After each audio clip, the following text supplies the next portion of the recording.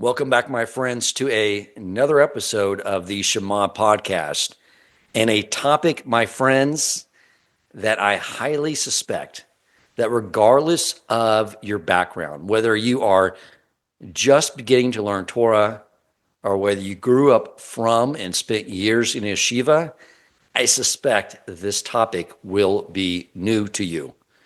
And it is on the topic of kosher astrology. And you're probably thinking, as I once did, that there is no such thing as kosher astrology. But the author of the book, Kosher Astrology, Yitzchok Pinkesz, has totally debunked that entire idea. And I will tell you, too, if you sort of look at my journey, I'm a very systems guy, which is why I'm sure when I finally broke free from atheism and was wanting to delve into Torah, that the first book Hashem orchestrated going into my lap to learn was The Way of God by Ramchal, because he explains the system. And he does explain that the heavenly bodies are portals, are beings that drive energies into this world. And I've also shared with you, too, that the holidays that a lot of us experienced as like a Pesach holiday of let's get through this and get to the food has deep spiritual meaning and energies that are taking place that we can harness through our personal growth. And every time of the year is like that. I brought on and did an episode last month where I was discussing how I was really struggling. I set out with a goal of being more disciplined with my learning and having deeper concentration during davening. And as I begin to implement this with much vigor, I get to the month of Adar and everything falls apart. I'm like taking 3 steps backwards in everything I'm doing until I stopped and had the recognition that that's not the avoda of Adar. It's just be joyful and let things flow through that joy. So we've discussed a lot about these energies through the year take place, but there's something that's always a contradiction that I learned. One is that I thought there was no such thing as a kosher astrology because we learned from Abraham in the Midrash that Hashem says he's above the stars. It doesn't apply to us. We have direct connection to Hashem. There's no intermediary angel. But there's also a midrash that at conception, the angel takes that fertilized egg and brings it to Hashem and says, what is going to be of this one? And is he going to be tall or short or rich or poor or sick or healthy? And that's all determined. But Hashem says the only thing that's in its power is whether or not they fear the heavens, whether they fear Hashem. So what is it? Are we set by this set deterministic protocol of when we are born? Are we above the stars? We will get to the bottom of it, my friends, and what I think you will learn, what I know you will learn, is that this is a very powerful area of Torah, and one that if we want to grow as Jews, we must know it, understand it, and tap into it.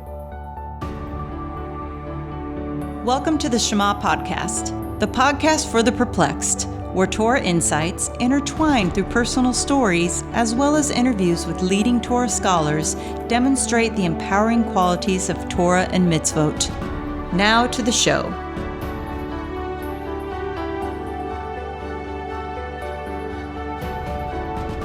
Yitzchok Pinkesz, thank you so much for joining us. My pleasure, Dan, to be here. Really. Thank you. So I haven't finished reading the book. I mean, you devote about a third of it just to debunking this idea very methodically, which a lot of my listeners who grew up in yeshiva will need to see that totally sourced out, that the idea that there is a non-kosher astrology and there is a kosher astrology.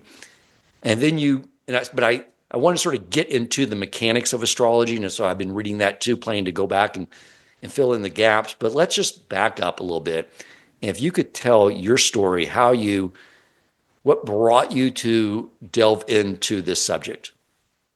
So about 15, 16 years ago, so I'm a Gemini, and that's a curious energy, somebody who's curious, likes information, likes to understand things, and like almost an insatiable curiosity. So about 16 years ago, I was in a car with a couple of friends, and one of my friends had mentioned to me that he knew of a Torah observant astrologer, which sounded wild to me. And I didn't particularly believe in astrology. I didn't pay it any much attention. So on a lark, I said, hey, let's call this astrologer and ask her, some questions just to see, is there something to this? So we called her up, and so I gave her my information, and she started saying, oh, wow, you have a lot of the energy, the element of ear. And so she asked me, are you a rabbi, a professor, a Talmud Chacham, somebody who studies and writes? So I'm not a rabbi or professor, but I do love to study things. I do love to write and delve into so it kind of struck me as, okay, that's nice. And then she described my friend as a very strong element of earth, much more grounded, materialistic, down to earth. And he was a school principal. And so that kind of fit him too. So it wasn't an extensive thing, but just the basic, these two descriptions, had she switched them, they wouldn't have fit us at all. So I was kind of struck, okay, what is this air element? What is this that I sounded? So I became curious, and I started buying some books. Now, at the time, I didn't know that in my personal birth chart, I have Pluto, which intensifies everything, connected to Mercury, my communication and thinking. So instead of a few books, I bought 400 books on astrology. Yes. So I really delved into it, and I was just blown away. I started looking at my own chart, and this wasn't somebody telling me, some stranger who was scoping me out, figuring me out, telling me stuff. This was me looking at my own stuff and seeing it really was telling me so much information about who I am, my struggles, my gifts, my abilities, and I was like blown away. And I then tested everybody in my life, and it fit them also. And I was like, what's going on here? Now, I knew in Judaism, there are many discussions about astrology. We have the months are connected to astrology. We say Adar is connected to Pisces, is Mazel Adar Dagim, right? So I knew there was different stuff, but I wanted to look in deeper. What's Judaism? Because growing up was also like, yeah, it's not kosher, or stay away from it. It's best not to. There was this like no-go zone kind of like this, Right. And I was like, were they Jewish sources, or were there any Jewish sources out there on this topic? So, right. So once I delved into it I delved in from a secular perspective, all the different books to understand how it works. And then I got into all the Jewish sources. Now I had enough information from a Jewish sources to know it's kosher, that I wasn't doing something wrong, right? To know, but to really practice it and get into it, right? That I needed more information. So I delved into every single sefer and Jewish source that I could find about astrology. And I was blown away by how much information is. What I don't understand is, how is everybody not aware of this? Because literally, like you mentioned, Ramchal has a whole chapter on astrology, and he says Hashem directs the world through astrology. And sefer after sefer, the Ramah, Rabbi Yitzchok Arama, Kedes, all these Jewish big sfarim, the Ramban, the Ran, all of them. Center sitter. I mean, after I read the book, it's like it's all over the place in our Shakaris service. Yes, you have it all over. And not only that, if you look now, especially Pesach is coming up, right? So if you look in the Machzor, you'll see the back of the Machzor, they have the 12 zodiac signs. You'll see it. It's in the Machzor.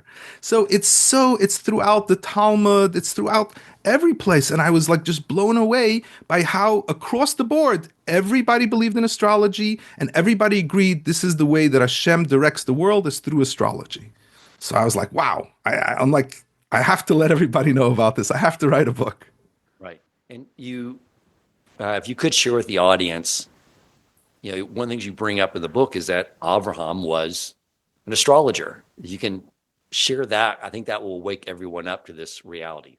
Yes, it's a direct Gemara. So there's a famous, in the Torah, it says, Hashem Bayrachas Avraham Bakol, that Hashem blessed Avraham with everything. So the Gemara asks, what is everything? So the Gemara explains that it was the gift of that the astrology was in the heart of Avraham, that all the kings from the east and west would come to his door to ask him astrological advice. This is a direct Gemara that says that Abraham Avinu, the father of our nation, was a professional astrologer. And then if you look at that Kedis Yitzchok, or Yitzchok Arama, he lived in the 1400s, and he writes that the way that Avram brought the world to knowledge of Hashem is by teaching them astrology. He showed them these planets, they're not random, they're not false gods. There is one God who is controlling all the planets, and that's how he taught the world about Hashem, is through astrology, which is wild. And then there's another Gemara where Abraham Avinu, he had a conversation with God. He said, God, I looked in my astrological chart. This is Abraham Avinu talking to God. I looked in my chart and I saw that I'm not going to have children.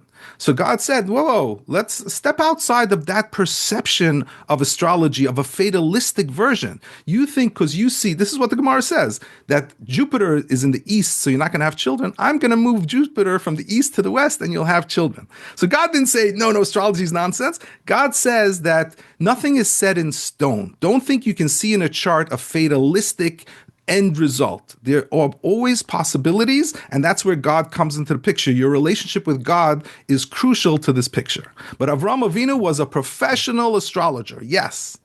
So that's what reconciles the two midrash that seems to conflict with one another. The one you just referenced, and the one of the angel bringing the fertilized egg to Hashem and asking what its destiny is. Yes, so we each have a birth chart. The moment we're born, God takes the energy of the universe and puts it into you as a baby. Now, this energy, you then are meant to harness it throughout your life and bring it out to the world. So that's very powerful, that this moment in time is never lost. It's implanted within you, and then you're here to harness. Now, so you have a particular mission and purpose of what you're here to do. So that's not a choice.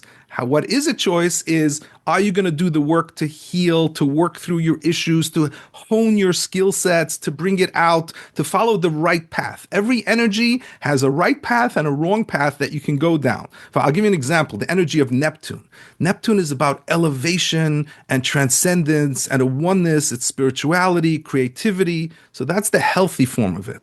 But it's a yearning for something higher. And sometimes people, unfortunately, if they don't have spirituality, if they don't have elevation or creativity in some way, they turn to alcohol and drugs, which also gives you that effect. Because if you're drunk, you're high, you're feeling also like no pain, no nothing. But that's a very difficult and struggle. You're going to go down a really wrong path if you go through that. So that's where you have free will within it. But everything has branches. Everything is meant to help you grow. But the thing is, you do have a unique purpose and gift. And when you're doing that, you're going to feel like $1 million. You're going to feel like you're really like shooting on all cylinders. Your life is going to really be flowing. And if it's not, it means you haven't yet achieved that. You haven't yet fulfilled your purpose and what you're here to do.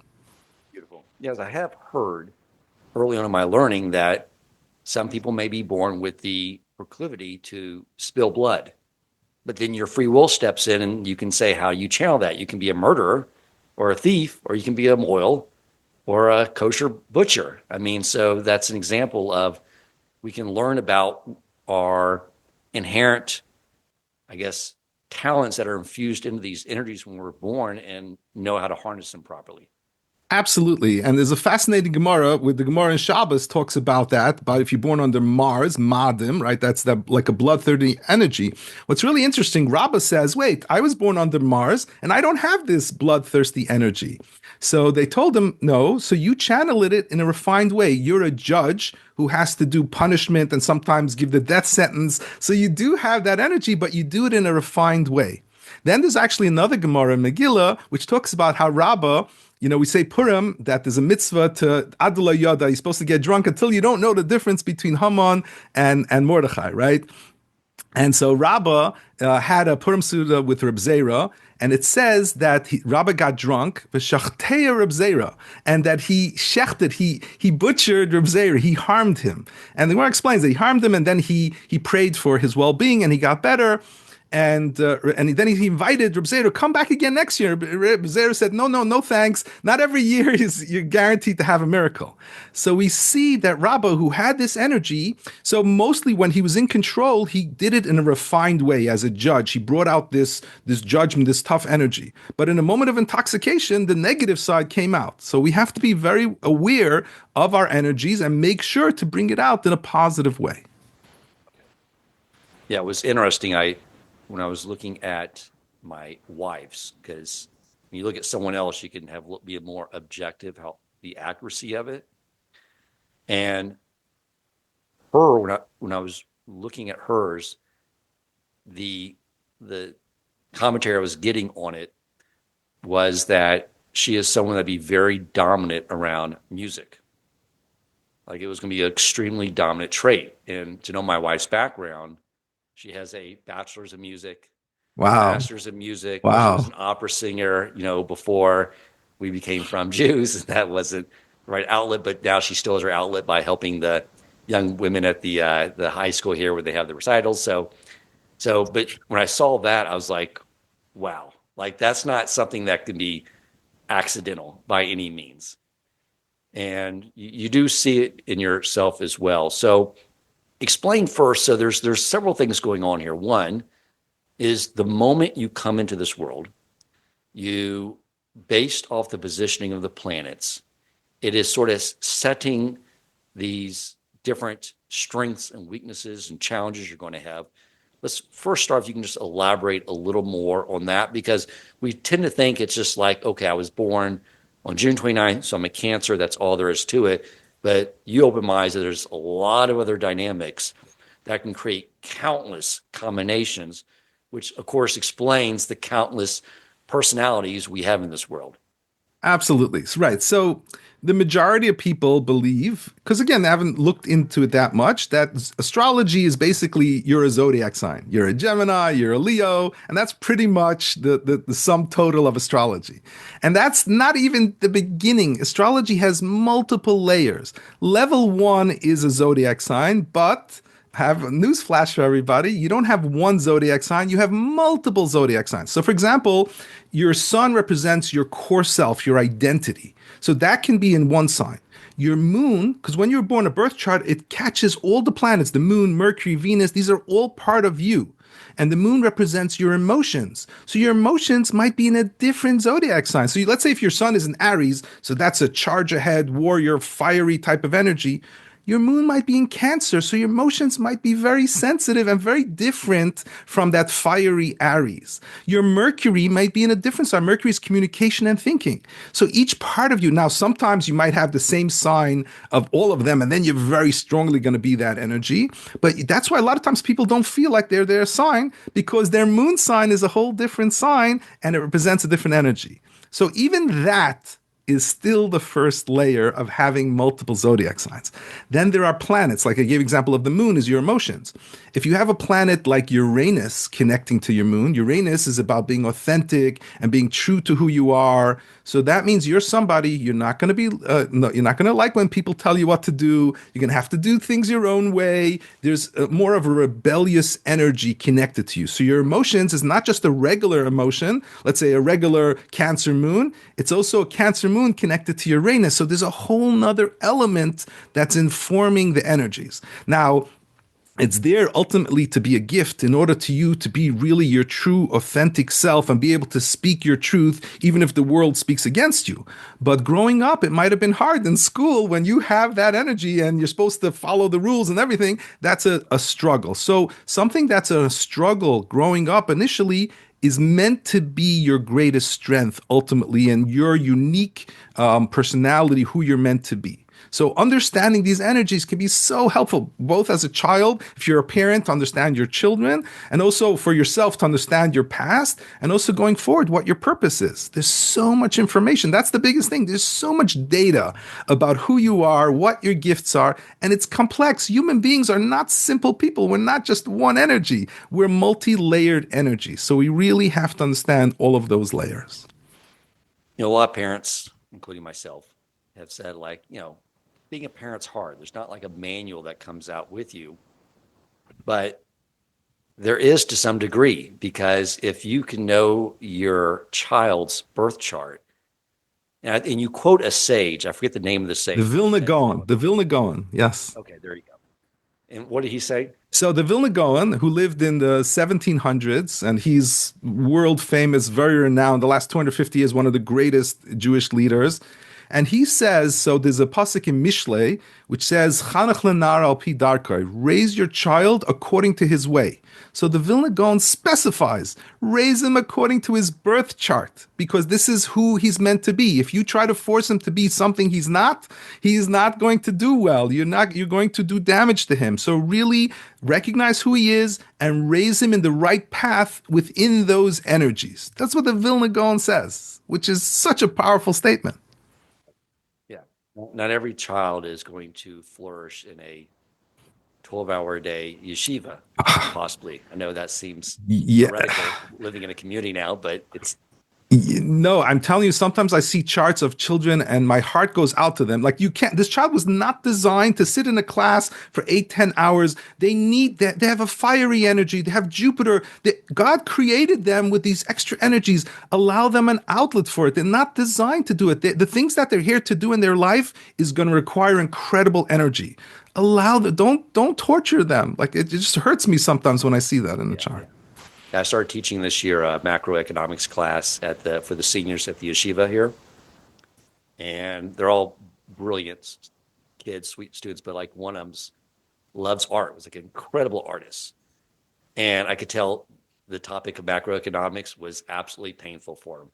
It still is but I mean, it's just he has his own path and his own things and talents he will flourish. And I told him, I was like, I look at your artwork. So don't tell me you're dumb, because you're not dumb, because I could not do what you do at all. You just have a different talent that is needed in the world. There's enough business people in the Jewish community and people that understand economics. We need more artists like you, but that's an example of someone that. 100%. Our creative aspects is crucial, because anything that we're meant to do, the things in this world, we have to also tap into our creative abilities. And it's something that's not valued. And, creative abilities is literally coming from Hashem. God is the one who inspires us. God is the one who sends us ideas. So by shutting off that avenue, you're closing off an avenue to God and what you're meant to do. So people who have artistic talents absolutely should hone it. You have no idea in what multiple different ways they can bring it out to the world, and it can really inspire people. You can really have a huge impact in this world. So it's really important. I always talk about that. It's really important. All aspects of ourselves, from our instinctual side, our emotional side, our logical and linear side, and also our intuitive and creative side, all of it has to be brought out. All of it has to be elevated in order for us to be running on all cylinders and really fulfill our purpose. You can't shut down a part of yourself or minimize a part of yourself. And I see that a lot with people. And our work here to do is to heal that. Sometimes it's trauma. Sometimes it's struggle. Sometimes in the chart itself, we have two parts of ourselves conflicting, so we suppress one side. And our goal, our work, is to really heal and make sure we're doing all sides of ourselves. The other thing I find that can be really beneficial of this reminds me of the bracha that Yaakov gave to the first two sons when he was giving out brachas. That sound like they don't sound like brachas at all, And but the commentary says like they're amazing brachas because he showed him exactly what your challenge is, and therefore what your mission is to fix and do in this world. And so by understanding where our challenges are, it sort of allows us to focus on that. I've always heard too, wherever we have the most challenges in life, that's where our greatest potential for greatness resides. Absolutely. And people don't realize how directly connected it is. Like literally, I can go through a birth chart and show you that the area of challenge, that's literally, it can be painful, it can be difficult. It's a process, especially when we're younger. We don't know how to handle these energies. So it's a learning curve. But through that process, literally, it's giving you the gifts, the abilities, the superpowers of what you're going to need later to bring out to the world. I compare it to an Olympic athlete. Olympic athlete has to train for 10 hours a day. It has to be super careful what it eats. It does not, he or she does not have an easy time getting to where it needs to go. But after doing the training and doing the work, Olympic athlete can do things that very few people in the entire world can do. It's the same thing for all of us. All of our struggles and difficulty is part of your gift directly. Those things are directly part of your gift that you're here to hone and master and heal. And then you're going to bring it out in the world in phenomenal ways. One of the things we discuss a lot in this podcast is that we all have this spiritual version of ourselves, stuck in this physical body, and our task is to bring out that spiritual version of ourselves. And the rest of the world is benefited when we accomplish that. And we've talked a lot about the way to get there is through learning Torah, doing mitzvos, all those things elevate us, help us cleave to our Creator so we can do so. But this is just an entire other avenue, a complementary avenue that really allows us to excel in this area. And even to the type of Torah, I would assume that maybe we should be focusing on more. I always look at Torah learning as like this massive cholent, and it's like, we need a bit of everything, halakha, Gemara, Parsha. But, I've always been very drawn to more big abstract like ideas like Ramchal, Chassidus, Kabbalah, Rabbi Nachman. It's like, to me, like that's where I get naturally drawn to. And I think if you could elaborate a little more on that, if we understand that, we sort of know like the type of Torah we're going to connect to more and how to bring that out into the world. Absolutely. Absolutely. So we're multifaceted as human beings. And like, it's interesting, these 4 planets that I talk about, we have Mars, our instinct, Moon is our emotions, and then we have the 2 sides of the brain, the left brain and right brain. So Mercury is the left brain, the logical and linear. So think halacha, Gemara, it's very logical and linear. And then we have the right brain, which is intuitive and creative. So think of more mystical, that's more Kabbalah, Ramchal, bigger ideas, conceptual ideas, philosophical ideas, not so much the logical and linear. There's something higher and greater. Now, they're meant to all work together. So our instinctual side, it's kind of what you were talking about before, we're here to guide that. So the instinctual side is a survival mechanism. It's literally like an animal is designed to survive. Now, the question is that going to be driving the car, or we have our neshama, our spirituality informs our instincts, and that we're in control of it rather than it being in control of us. So that's our Mars. That's the first level. Then our Moon, our emotions, our desires, our feelings, our wants. Also, the same thing. What's driving it? Is it something, a baby also has feelings. It just knows, feed me, hold me, take care of me. It's all my needs. Now, it's really important. Our needs should be fulfilled. But what's driving it? So if we have spirituality driving it, so we can fulfill our needs and come from an elevated place, not from we're here to train our animalistic physical self into a higher self. And then we have the brain is Mercury. So the logical linear, that teaches us, okay, what can I do? What's going to help me? Like Shabbos, I want to keep Shabbos, which is deeply spiritual and deeply right brain, intuitive and creative side. But in order to create that formula, I also need my left brain. I need to know the halachas of Shabbos in order how to build this container. How do I build this space where I can connect with God and elevate myself and be in oneness? I need the practical. So we need this combination of all of them. So when people stress too much one side, just halacha and not machshava and elevation and philosophy, that's a big mistake too. Don't get lost in it. It's important. We need all of those. And then look, there's going to be where we may be favored one certain sides based on our chart, based on how God created us. We may favor and enjoy certain parts more. So there's nothing wrong with having more of an emphasis in that area. And nobody can tell you that it's supposed to be in one area versus the other area. God is the one who designed you, and he's the one who's telling you when you're following what you feel naturally. If you say you feel much more connected to Ramchal, go with it. That's God telling you that's who your neshama is, what you're here to do. But we also have to have all of the other stuff also. But our emphasis is on our particular nature, who Hashem created us to be. It's just giving us a nice inventory of the resources that Hashem gave each of us when we came into this world and how to harness them for the right reasons. Now, of course, we have our birth chart, but it also overlays with what's happening during each month of the year. So you mentioned Abraham being an astrologer. I put together last month my audience and sent it through the WhatsApp community because I didn't want to run into a month again and be unprepared. And I was recognizing when I work out every day, I have a routine. I know which muscle group I'm going to work on. So I put together a monthly spiritual workout routine. Like, here's what the avoda is, here's what to focus on based off the energies of the month. And the source of that was Sefer Yetzirah, which was the Torah that Avraham was learning from the yeshiva of Shimon Ever. So that all sort of syncs up and makes sense. But I assume that each of us, based off our birth chart, are creating different dynamics during each month of the year as we perceive those different energies. How does that sort of complement or play off each other? Right. The way God created, one of the ways, there's vast ways of how God created the world. One of the ways is just a lot of energies happening all the time. And that's, the energy of the day, the hour, the week, the month, the season, the year. There's micro level energies, macro level energies. So there's always stuff that's affecting us astrologically and then in general.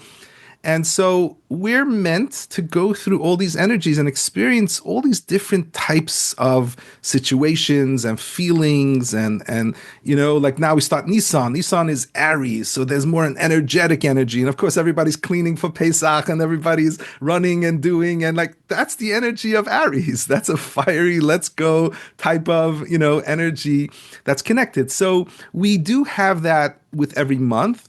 Then we also have what's called transits, which means the planets in the sky right now are connecting with your birth chart.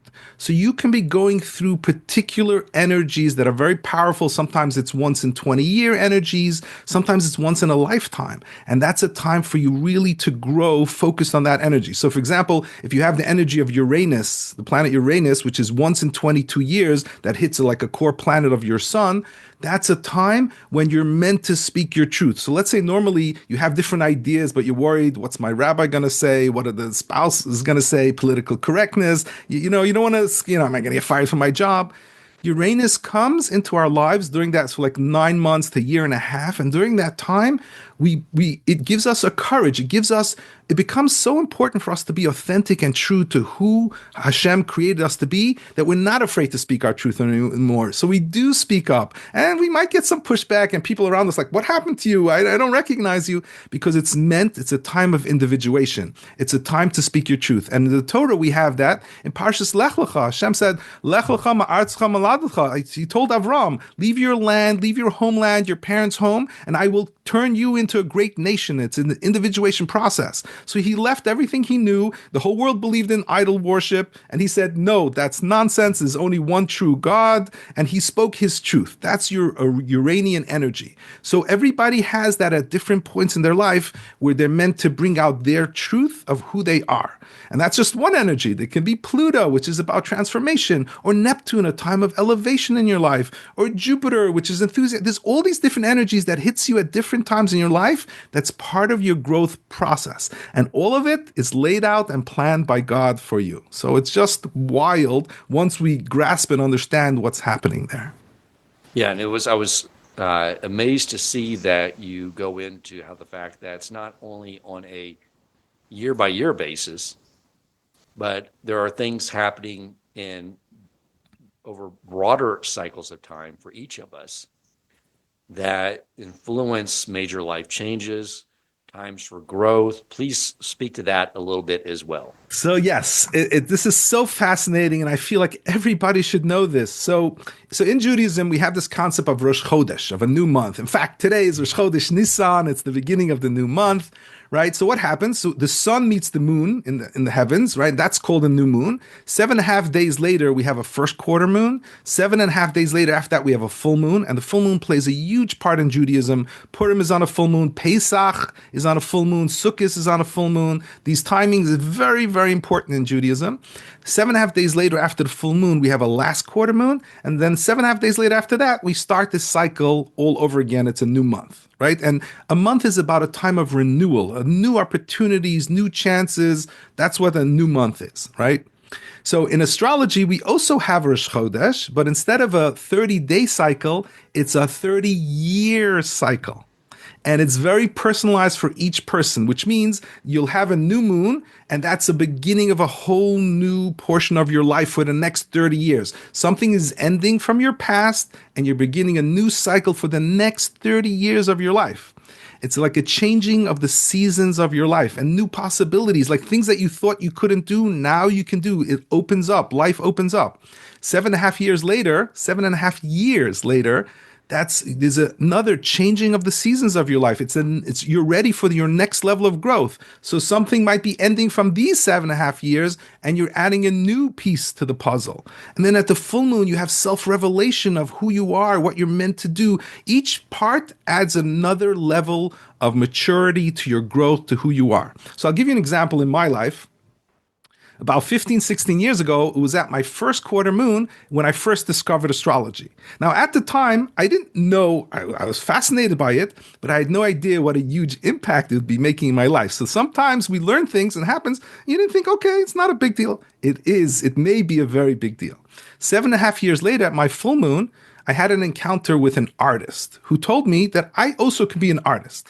Now, I think of myself as a psychologist, a philosopher, Jewish studies, all these things. I know who I am, but I'm not an artist. I can't paint. I don't have good hand-to-eye coordination in that. But this person, just like I was meant to meet somebody just to open my mind about something that I was closed off to being.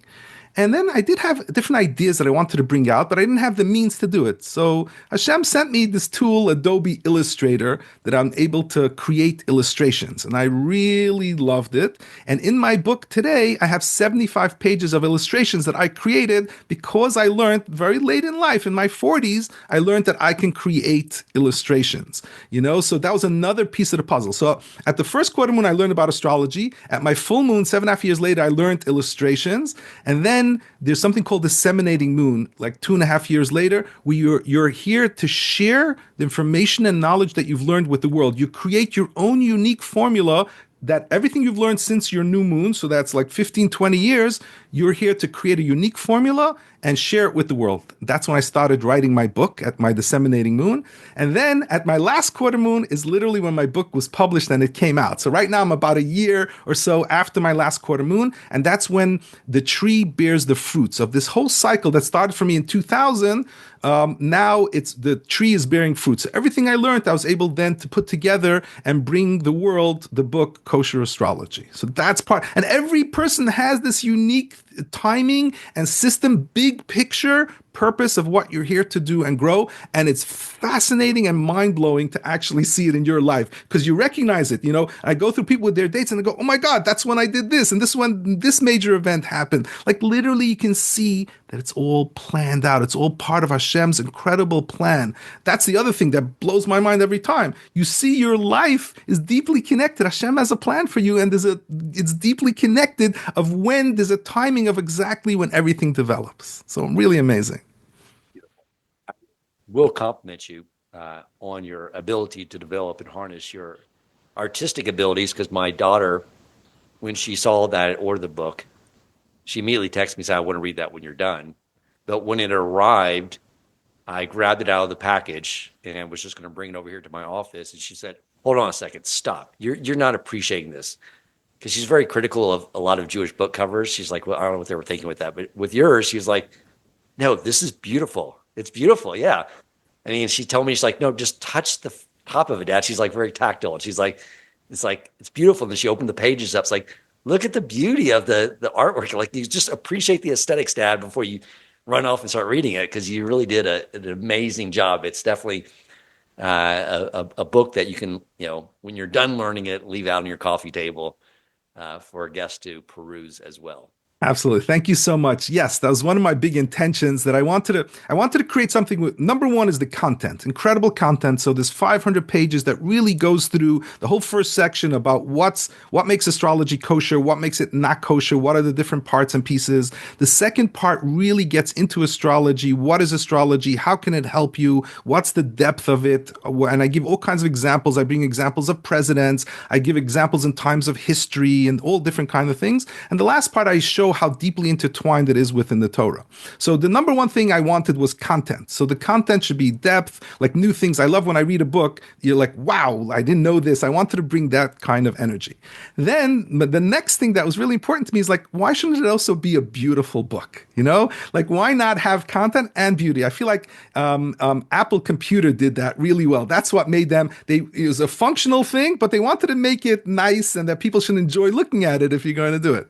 So my publisher's Mosaica Press. They did a phenomenal job on the cover, just beautiful the way they laid things out. And then I put together 75 pages of illustration. So it's a full color book. Every chapter has an illustration at the end of the chapter that really summarizes the whole chapter. And it's also meant because some of these ideas are complex, and I think a lot of people are visual learners, so it's much more helpful to see it visually. So, and I wanted it to be colorful with that.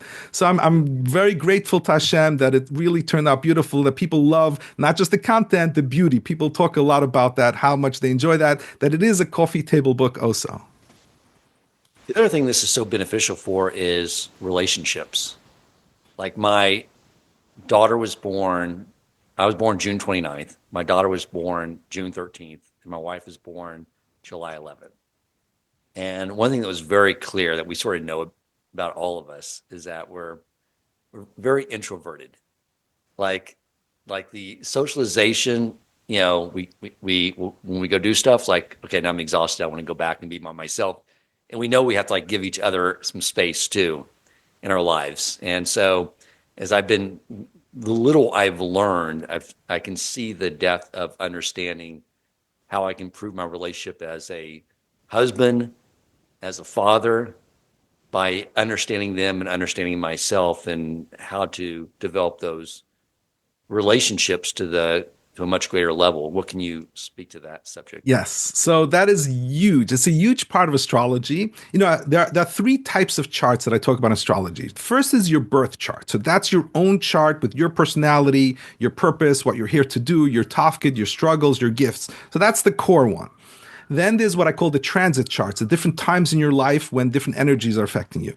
The third one is called what I call the couples chart. And that's when you can take two charts and overlay them one over another, and you can see how one person is affected by the other person. And it's so powerful. All the really important people in your life are gonna have some very strong connections. And you can see what areas where there's flowing energy, why you feel a certain way around them. You can also see where the challenging energies are. And by understanding what those challenging energies, what's clashing there, you can really help you to have shalom bayis, to have peace at home, to work through things, to understand somebody else. You can also have compassion. Why are people so different than I am? Why is my child or my spouse? Because they have certain energies that drive them that you don't have. And if you have compassion about that, you'll understand it better and understand it's not personal. So there's so much information. I do this like anybody who has a big impact in my life, I look at that. So for example, my book has haskama and approbation from Rab David Cohen, like the big posik. And he's in his 90s, right? So he's decades older than me. So in your chart, you also have something called a North Node, which shows your purpose in this world. And in his charts, I took after he gave me the approbation, I looked at his chart and my chart. His Saturn, which represents authority, is directly connected to my North Node, to my purpose in this world. So I didn't have any other interaction with him. And here's somebody in his 90s, born decades later, and God planned it out that his authority should connect with my purpose in this world. I mean, how perfect is that? Yeah. That is amazing. Let me ask you another question too. We had an exchange over email. I've had time to think about the question a little more too. But when you're doing this, you're sort of looking at your birth date in the Gregorian calendar, which I guess it really doesn't matter because we also have our Jewish birth dates in the Hebrew calendar. But I guess it really doesn't matter because it's still just measuring a pinpoint in time in the planetary and celestial body positioning. So that doesn't matter. But I asked you, I was like, does it make a difference since my wife and daughter are converts? But I guess while their spiritual DNA changed, they're still in the physical body that they received back when they came into this world. But is there any influence there when someone goes through conversion, because there is a big spiritual change taking place with them. Absolutely, absolutely, and it's wild. So I would say there's a birth chart, and that's always going to be important. That's part of who you are, who God created you the moment you were born. So that's going to be a huge part of your energy. There's also a chart of a time of conversion. Whenever you make a big change in your life, that's going to be also that's going to inform you, give you more information about it. But in particular, I've actually studied this quite a bit. And it's fascinating to see that usually when people convert and make that kind of big changes in their life, they usually have a Pluto transit, either once in a lifetime or once in 60 years. And Pluto is about death and rebirth. It's transformation. It's going from caterpillar into butterfly. And when you're converting, it's the death of the old life and the rebirth of a new life, like the phoenix rising from the ashes. So it's a very Plutonian experience. So that also shows that it's all part of God's alignment that they're going through at that time. Or they can have a Neptune energy. And Neptune is all about elevation and connectedness and oneness. That's when you're really inspired. It can be an incredible spiritual experience. So either Pluto or Neptune is usually what is the energy that's happening at the time of a person's conversion. It's so powerful and amazing to see. It's all part of God's plan. Wow, So yes, because their conversions were not at the same time. My wife's like a year and a half earlier, and it was obviously by design because it wasn't her time, right? It wasn't the child's time. So each one, because it's the energy that's happening to each person at that time that when they're meant to go through this process. Yeah, it's fascinating. It's really fascinating. I'm looking forward to learning more about this. I'm curious to know what the last 4.5, 5 years look like from this type of system of measurement, because I've gone from moving into a from community, getting laid off, starting a business, like just nonstop change, doing this podcast. And it's just like, it's been very chaotic, but I suspect that if I were to look at things back then, I would have at least known, like, you're about to go through some big change. Hold on. It's going to be exciting. It's going to be a little scary at times, but hold on. So Yeah, absolutely. That's why I find it so helpful. Like literally, if I would have spoken to you 5 years ago, I could have laid out the energies that are coming up. I couldn't tell you specifically what's going to happen, but I can talk about there's some major changes, major new energy that's coming into your life, and that sometimes that can include some turmoil in that process. But it's meaningful and purposeful. It's leading you someplace. When you look at the bird's eye view of, in 10 years from now, when you look back at the bird's eye view that everything that took place for you, you're going to see a very clear purpose why you had to go through each of these things. Every piece was adding a layer into who you're meant to be, into your personal growth. It's so powerful. So it just helps us rather than, look, our biggest job is to have faith and belief in God. So it's if we can just be with that, that's great. But sometimes it's not like we feel like we need to know a little bit more. We feel a little bit lost. This can give us an extra layer of connecting with that belief and faith in God, seeing that this is part of the plan. It's encouraging. And to me, that's what, Hashem, it says in Medrash Rabbah that every blade of grass has an astrological energy urging it to grow. That means God designed these energies to help us grow. It's here to comfort us, to know that we're in part of the plan. I got fired from my job. That's part of the plan because something much greater is ready for you, So even though right now it's hard, it's a hardship, how am I going to handle? But understand it's purposeful, it's meaningful, it's going to lead you to something so much greater. How's been the reception? I'm curious to know, like in the more traditional from world, where I think this topic has where there's a misunderstanding of it up until now, but Yes. So me too. I was also like, oh, how are people going to react? How are people, and the thing is, I feel so blessed by Hashem. Like literally at first, when people first hear that I put out a book, they're like, oh, but it's not kosher. It's not a lot.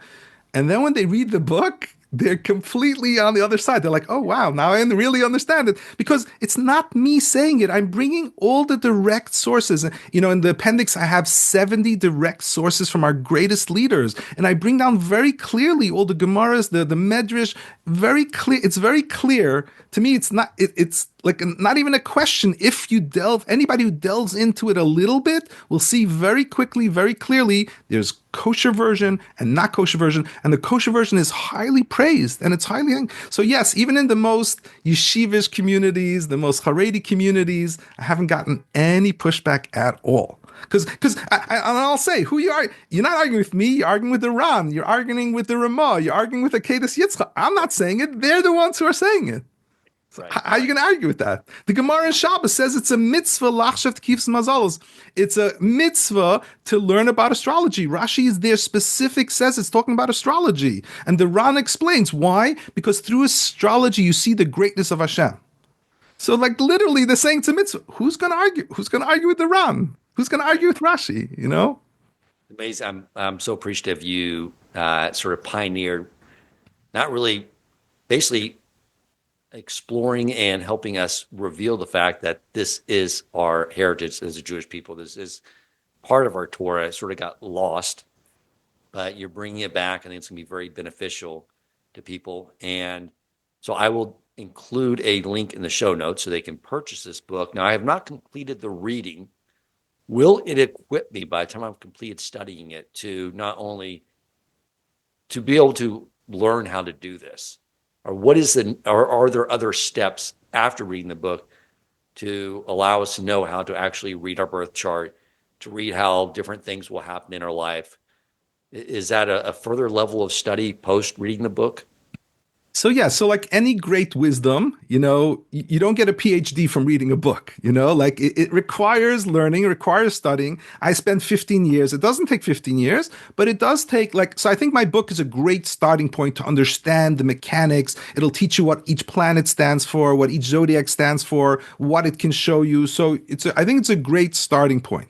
Then you have to draw up a chart, and you have to learn more about the pieces of how it works all together. It's a learning curve. It's like anything else, you know, it's something I'm hoping to create courses to teach astrology, because I've gotten a lot of requests. People want to learn it. And I want everybody to be able to be their own astrologer. It's something that everybody can learn how to do, but it's like anything else. It's like learning a language. If I read a book and I learn a language, you have to practice, you have to study. It takes, you know, some work on it, but definitely the book is a huge beginning, a huge starting point for it.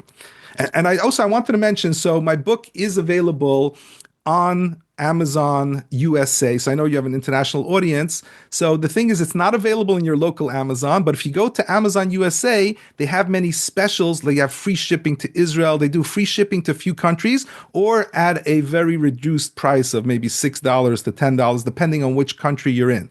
So I would say go to Amazon USA, and search for Kosher Astrology, Yitzchok Pinkesz, in order to find the book. I also have a website, kosherastro.com, and I also do chart readings, and I have a few other things there as well.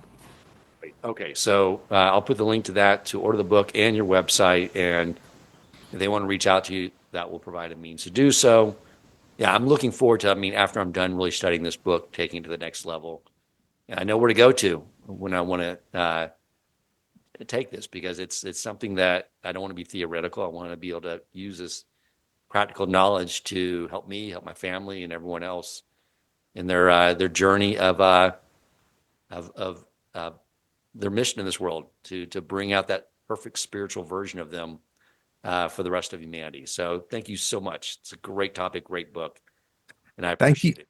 Thank you so much, Dan. I really appreciate it. It was an honor to be on your podcast. Thank you. Thank you so much.